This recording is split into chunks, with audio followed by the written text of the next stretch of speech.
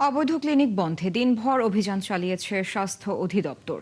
এই অভিযানে Dhaka medical college সংলগ্ন 5টি বেসরকারি প্রতিষ্ঠানকে জরিমানা ও সিলগালা করা হয়েছে। ক্লিনিকগুলোতে নিম্নমানের পরিবেশ, লাইসেন্স ছাড়াই প্রতিষ্ঠান চালানো, চিকিৎসকের স্বাক্ষর নকল করে রিপোর্ট প্রদান সহ নানা অভিযোগে জরিমানা করা হয়। আরও জানাচ্ছেন মেহেদি হাসান।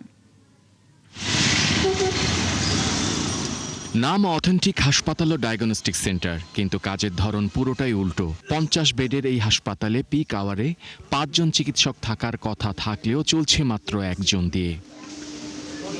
সেবিকাদের পরিস্থিতি আরও খারাপ। 10 জনের কাজ চালানো হচ্ছে 3 জন দিয়ে, বাকিদের কোনো খবরই নেই।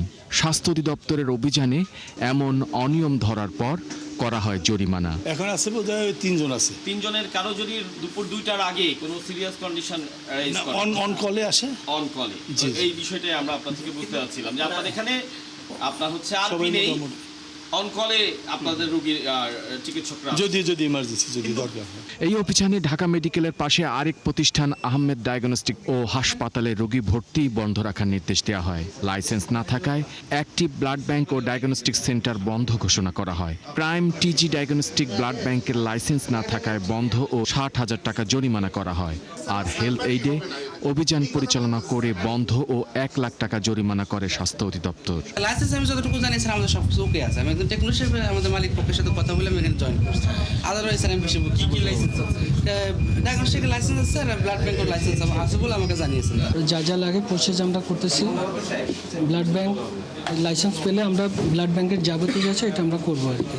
স্বাস্থ্য অধিদপ্তর বলছে এই অভিযান রুটিন ওয়ার্ক, বছর জুড়েই এমন অভিযান চলমান থাকবে। এই অভিযানের উদ্দেশ্য বেসরকারি সেবা প্রতিষ্ঠান ও সাধারণ মানুষের মাঝে সচেতনতা বৃদ্ধি করা।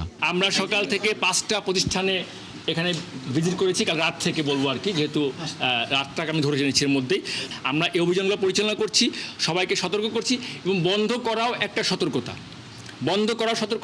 আশা করি এই একটা বন্ধ থেকে আরও 5 জন সতর্ক হবে এবং আরও 5 জন জনগণকে সুষ্ঠু সেবা দিবে, এটাই আমাদের উদ্দেশ্য। ভুলগুলো সংশোধনের প্রমাণ দিতে পারলে প্রতিষ্ঠানগুলো আবার চালুর বিষয়ে বিবেচনা করা হবে বলেও জানানো হয় অভিযান পরিচালনাকারী কর্মকর্তাদের পক্ষ থেকে। মেহেদি হাসান, 71, ঢাকা।